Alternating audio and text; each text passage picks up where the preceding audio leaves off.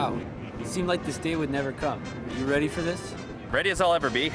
I've got my original script still here, and aside from a few updates I have to make to accommodate for some random acts of Lucas, I pretty much can just recreate my original video for this park. I think I'm ready for this park recreation.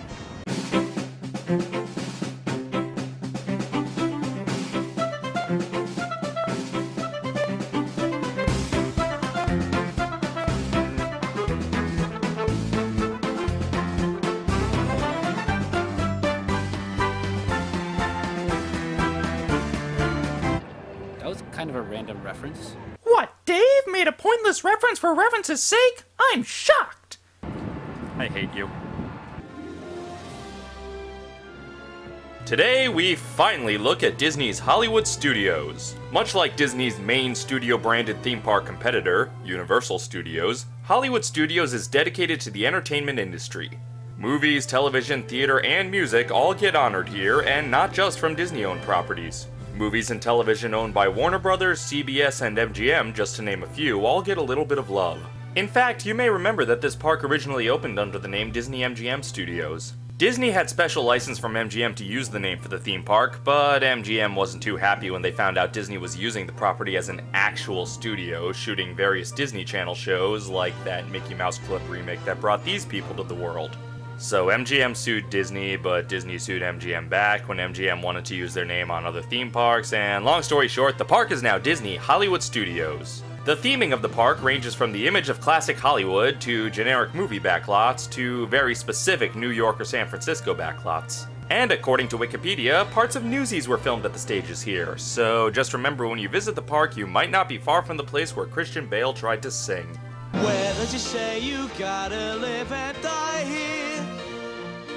Where does it say a guy can't catch a break? He's not hideous, but it might be better in the Batman voice. Santa Fe! Are you there? Do you swear you won't forget me? As you enter the park, you walk down Hollywood Boulevard. Much like Main Street USA's atmosphere of a romanticized old-timey Americana, Hollywood Boulevard projects a romanticized old-timey Hollywood, full of cast members playing all those Hollywood character archetypes. Oh, hello. I didn't see you standing there. Of course, I'm Dora Manesman, the greatest star in the entire universe, and I just want to say I love all of you little people out there in Hollywood land for loving me. And in closing, I want to say I love you and the man behind that camera. That's you. Now please cut the camera. The road leads right to a Disney Channel stage, obscuring the giant sorcerer's hat, which is obscuring a building designed after the famous Warner's Paramount's Mann's Grauman's Chinese Theater, which houses the Great Movie Ride. The Great Movie Ride is a slow-moving tram through animatronic recreations of classic cinema scenes from not only Disney, but just about every major studio. With one notable exception. Sure, conflict of interest and all, but the absence is noticeable. The horror film is my all-time favorite genre. Some of the best horror films were produced back in the 1930s and 40s. But we choose not to mention any by name. And it has nothing to do with the fact that they were all made by a studio who thinks they're so great with their own theme park and their precious little wizarding world. We'll see who's laughing when we take back Spider-Man from you bastards. If you're a movie buff, it's worth checking out. Classic film scenes, and some extra fun when a gangster played by a real human underpaid cast member hijacks your ride. And hey, a scene from Raiders. Sorry Disney, but this does not make up for the lack of the Indiana Jones adventure. One thing you'll notice quickly around Hollywood Studios is that there are more shows here than rides. Take the unavoidable advertisements for the American Idol experience, where you too can know what it feels like to have your passions berated and your dreams crushed by a panel of has-beens right before going viral and being ridiculed by the entire internet. If you're very lucky, Paul F. Tompkins might turn you into a running gag. So yeah, it's an audience participation show. I haven't checked it out myself yet, but I imagine they run it so often that they have to cancel much better shows just to make room for it. Let's move on to a show I have seen, the Indiana Jones Epic Stunt Spectacular. The premise here is that we're witnessing the second unit get some stunt pickups for Raiders of the Lost Ark. And all the stunt pickups appear to be long, unbroken takes. This barely resembles any film set I've ever been on, but then it barely resembles any scenes from Raiders I remember. All joking aside, it is a pretty cool stunt show, and once again it has an audience participation element. Some lucky audience members get a chance to be extras in the marketplace scene. There's some fun stunts and some cool slapstick gags, but it still doesn't make up for the lack of the ride. And speaking of rides, and Lucas, let's talk about Star Tours.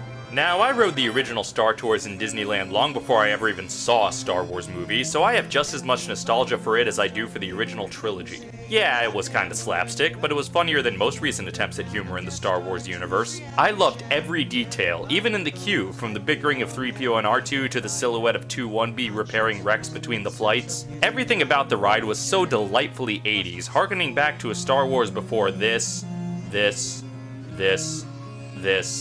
and when enough time had passed to heal the scars from this. In my original cut of the episode, the only thing I really had to say was the Disneyland version, you're at a spaceport in Tomorrowland and you're about to take a trip to Endor.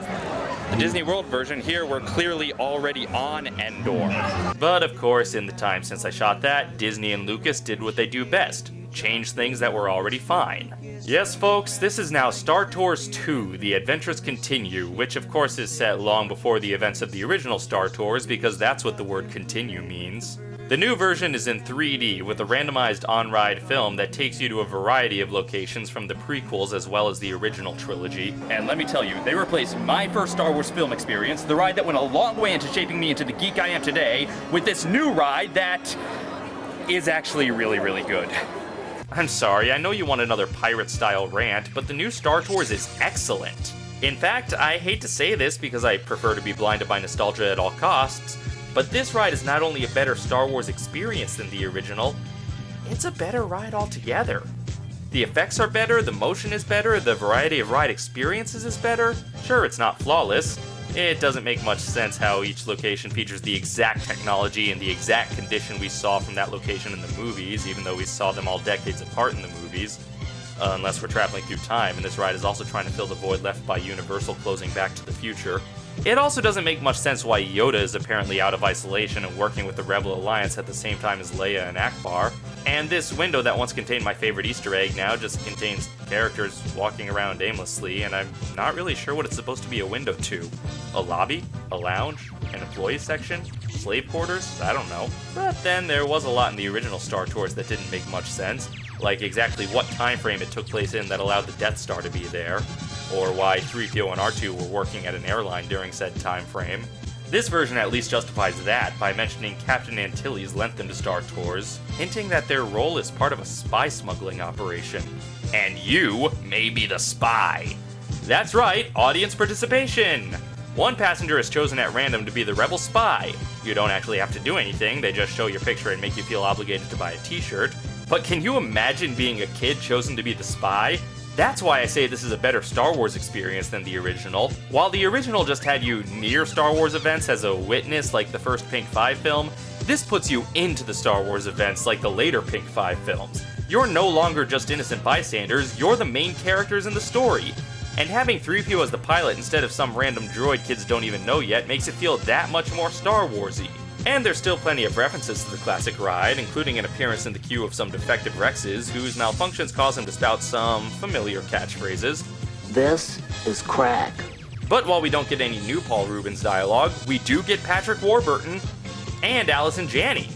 And is that John Ratzenberger? I'm seriously asking. The only info I can find on the internet is other people asking the same question. Man, that's obscure fan service if they really put Bren Lynn in the ride. I really hope you had to look that character's name up. Yeah, that's right. I looked it up. I did not just know Cliff Clavin's Star Wars name off the top of my head. I almost feel bad mocking you. There's a lot of great jokes in the queue, including inside jokes for Star Wars fans and for Disney fans. Guns are rather annoying. No, just jump up. All of you. Vehicle ID DHX1138. Please return to your craft. TK41? Why isn't he at his post?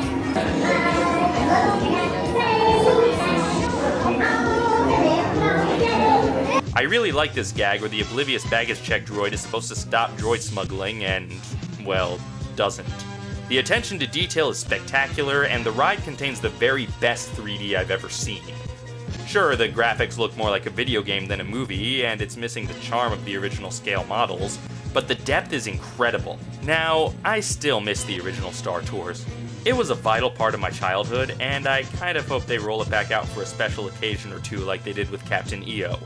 Come on, with so many ships, you could let one of them have the old ride film. But when you take off the nostalgia goggles, this ride is a worthy successor. And when was the last time you said that about a Lucas update? We hope you enjoyed your flight, and we look forward to seeing you again soon. Goodbye! Okay, we need to move on, but as long as we're on the subject of 3D films with Frank Oz's voice, it's the Muppet Vision 3D, which was actually the last Muppet project Jim Henson directed before his death. So if any one of you corporate bastards even thinks of updating this for a new generation, I will not be held responsible for my actions. The film was written by Big Bang Theory co-creator Bill Prady, and the story is not the point. The point is that we have all of our favorite Muppet characters doing classic Muppet gags in 3D! We get to sit in a replica of the Muppet Show Theater. We get an animatronic Statler and Waldorf. The Swedish chef is running the projector, just like in the Muppet movie. Sweetums runs around in the theater. And then there's Waldo. Your mileage may vary on Waldo. Some people find him incredibly annoying, but me, he just makes me sad. Waldo was Jim Henson's experiment with real-time 3D CGI puppetry, and seeing him just reminds me of how many of Henson's ambitious projects and innovations were never fully realized. I would give anything to see what Henson could create with modern special effect technology, and unfortunately that will never come to pass. You know, guys, when we do a 2-minute piece with Waldo, it takes the computer 120 hours to create the final picture. Still, overall the film is fun, funny, and filled with that undeniable Muppet spirit that went missing for so long until Jason Segel descended from on high to bring it back. I also have to mention the gift shop, which, despite a disturbing amount of non-Muppet stuff, is full of all sorts of great hidden and inside jokes. Parts of the store are themed after classic Muppet movie sets like the Happiness Hotel from The Great Muppet Caper. The decorations are packed with gags. It's basically everything a Muppet-themed area should be. Well, except for one detail, it's way too small. Originally, Disney MGM Studios was going to have an entire Muppet Land, including a dark ride, but all that came out of it was the 3D show and a costume live show that I've only seen on YouTube, but it wasn't that great. All the other plans fell apart after Henson's death. Okay, you know what? I was sad enough that the world doesn't have Jim Henson before hearing about all this. I don't need even more reasons to know that his loss was history's greatest tragedy. But Henson had said that he wanted the world of the Muppets to go on after he was gone. I realize the original plans fell through, but you own the Muppets now, Disney, and you have acres and acres of undeveloped land. Screw just one section, give the Muppets their own entire park. They're here.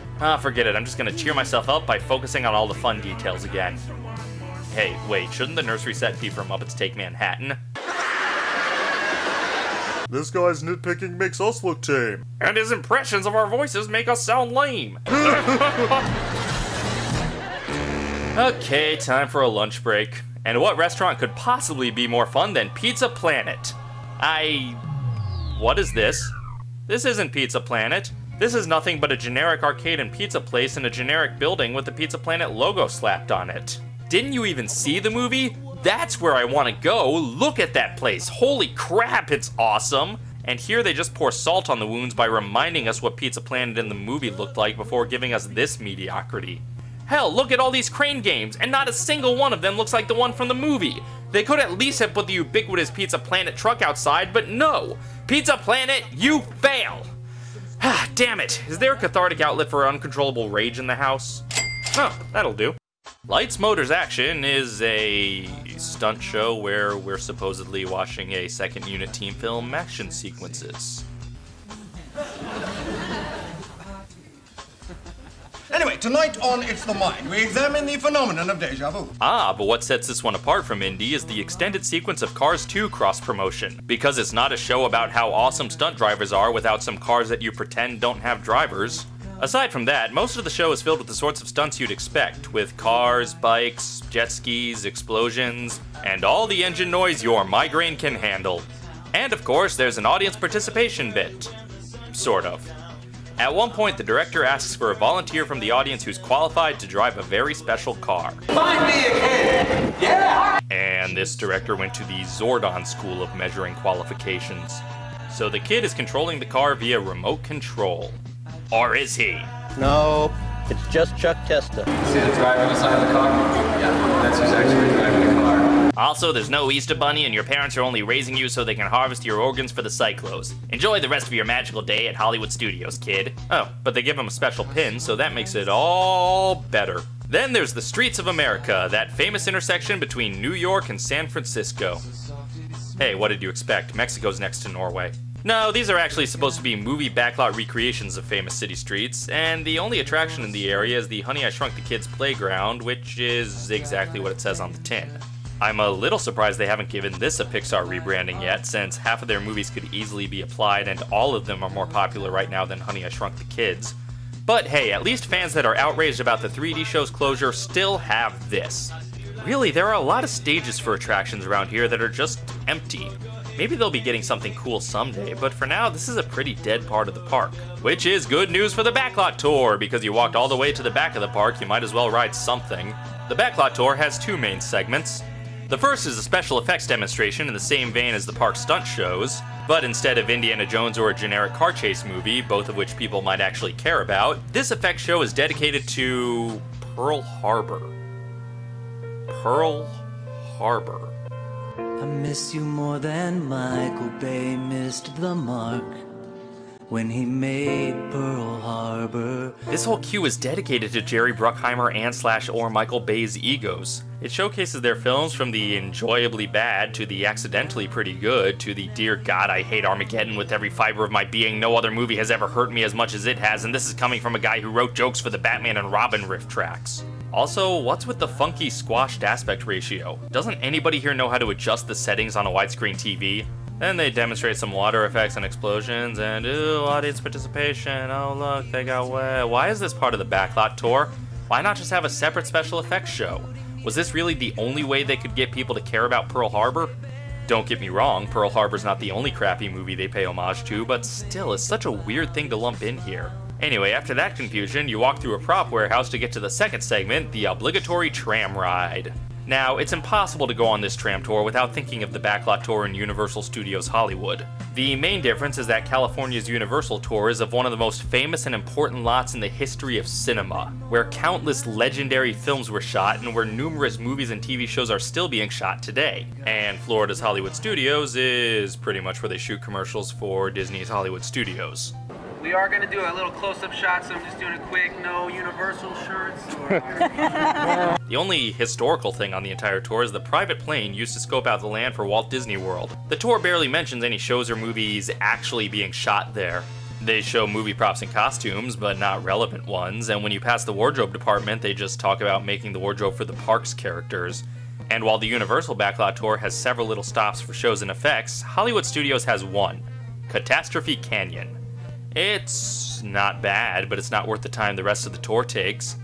Then again, not all of Universal's stops are that worthwhile either. Look out! It's a shark! Here it comes! The shark is coming! Man, what is it about the Backlot Tour that brings out my inner Trey Parker and Matt Stone fanboy? Oh, the lie. Still, if you're in Florida, the Hollywood Studios Backlot Tour has one huge advantage over Universal: proximity. So, there's that. And speaking of proximity, we're almost at Pixar Place, which is sort of modeled to look like Pixar's actual studio, except much tinier. And not really Pixar themed so much as specifically Toy Story themed. The only ride in this tiny stretch of land is Toy Story Midway Mania, which as of this recording is the most popular single ride in any Disney park. The line is never shorter than an hour long, sometimes several hours long, and the fast passes run out very early in the day, so prepare for a long wait. Fortunately, it's mostly an entertaining wait. As always, well, almost always, I am in awe of the atmosphere here. While there's never any question that you're in an ordinary room and not actually shrunken down to toy size, the attention to detail is still impeccable. Several actual toys are enlarged in a realistic and accurate way, and even the decorations made up for the films and the line are filled with great details and jokes. Although some are a little outdated. And no surprise, there are plenty of references for the Pixar geeks. There's some awesome childhood nostalgia trigger from actually standing on a giant Candyland board. Although I'm glad the Chutes and Ladders board isn't on the floor because I'd hate to be sent all the way back in line if I landed on the wrong spot. And look, Robot Don Rickles even insults the guests. It's quite okay, wait a second. I know I said the attention to detail was great, but there's always gotta be one stupid thing that bugs me, and here it is. Look at this. That's an accurate replica of eyes from a real-life Mr. Potato Head toy. But unlike the real toys, the potato heads in the movies have separate eyes, and this giant potato head is a replica of the movies. Whose eyes are these? And why do this potato head's eyes keep staring at me? It's a tiny bit creepy the way he's looking at— holy crap, he can remove his own ear! Robot Don Rickles has become self-aware and will lead the machine revolution! I'm simultaneously terrified and excited, because a robot uprising led by Don Rickles is bound to be way more awesome than either of the last two Terminator movies. Seriously, Hockey Puck, you and me, we're f***ing done professionally. Much like Disney World's other Toy Story themed ride, it's a shooter, but instead of moving you slowly through a bunch of flat cutouts with targets, this consists of several shooting mini-games on 3D screens. It's a fun time, and while it's not my favorite ride in the park, I completely understand the popularity. It's a ride that can be equally enjoyed by all ages. There's no major drops so the little kids can ride, but the video game aspect keeps the adults entertained and engaged in a way a ride like Snow White's Scary Adventures might not. Aside from rides and shows, Hollywood Studios also has museum-type areas, such as Walt Disney One Man's Dream, which covers Disney's life as well as a brief history on the company's groundbreaking projects, and even a tiny bit of behind-the-scenes info on what makes the parks work. There's also Magic of Disney Animation, which includes classes, exhibits, meet and greets, and sneak peeks at upcoming animated films. Oh, and just a reminder for how much time has passed since the lost version of this video. Back then, one of the sneak peeks was for this, wait for it, when it was called this. Well, it's hard to find much funny to say about museums, so let's go back to live shows with Voyage of the Little Mermaid. Not to be confused with the upcoming ride, Journey of the Little Mermaid. Yeah, there's a big difference between a voyage and a journey. One of them goes to the bottom of the sea, and the other goes to the center of the earth. The show starts off by raining on you, followed by kinda neat, but ultimately pointless laser effects.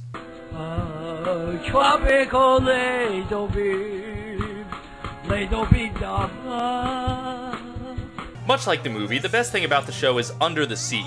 We all know how high energy the song is, and it's set to some great puppetry. Once that song ends, however, the show really isn't that good. For a live show, it relies really heavily on just showing us scenes from the film. No disrespect to the cast members, as I'm sure every one of them gives it their all day in and day out, but it's just not very interesting blocking to sing the I Want song sitting on a rock, especially right after such a visually interesting puppet show. She even sings the last line of the song next to the movie's far more iconic pose of the same line. Why even bother having the actress? Things start to look up when there's a pretty cool Ursula puppet animatronic parade float something on stage, but things quickly go south again. Starting from the point where she signs her voice away, most of the story is told in clips from the movie. That's like the bulk of the movie. The entire romantic subplot, the entire action climax, just in clips we've all seen. There's no performance of Kiss the Girl or anything. Hell, the first time a live actor for Eric shows up is when she thinks he's dead. Yeah, there are some emotional stakes for you, killing off a guy we've never actually seen before.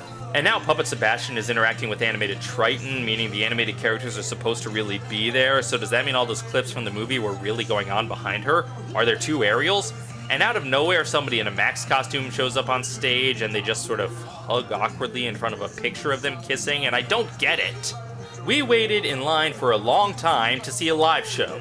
If we wanted clips from the movie, we still have that bulky white plastic clamshell VHS with alleged phallic imagery in our basement somewhere.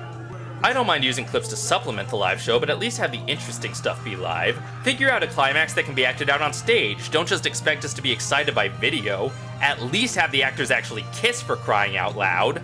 Let's meander back around to Sunset Boulevard for another live performance based on Disney's next animated movie, Beauty and the Beast, located in a small-scale replica of the Hollywood Bowl.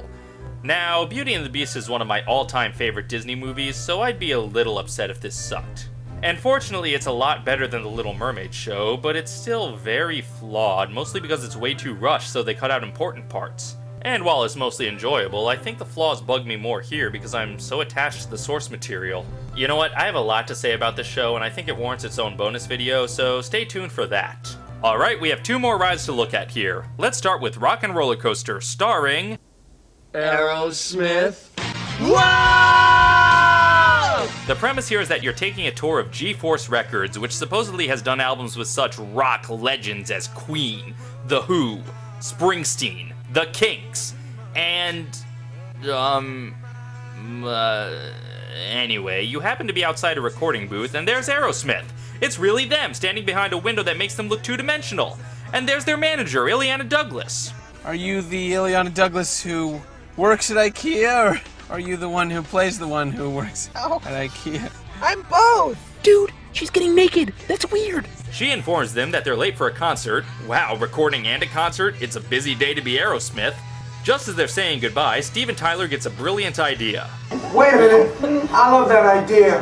How about some backstage passes? Wow, I never knew Aerosmith was so nice to random strangers. If I ever see Steven Tyler on the street, I'm totally gonna demand a backstage pass to wherever he's going next. And apparently the parking garage is right outside the recording studio. Sure, why not? Okay, the setup is a bit silly, but Rock and Roller Coaster is a lot of fun. As a kid, I was terrified of roller coasters that go upside down. But after driving in real LA traffic, this is much less scary. Each car plays a different Aerosmith song in a new arrangement recorded specifically for the coaster. So if you don't care for roller coasters or Aerosmith, might as well skip right to a dimension of sound, a dimension of sight, a dimension of a really freaking tall building. Moving into a realm of both effects and physics, of things and ideas, you just crossed the street to the Twilight Zone, Tower of Terror. I confess I haven't seen all that many Twilight Zone episodes, but even I caught a few references to some of the classics, and I'm sure hardcore fans will find even more. Of course, hardcore fans might wonder why a show that specialized in psychological twists and tragic character flaws is lending its name to a thrill ride, but maybe that in itself is the biggest shock in the Twilight Zone.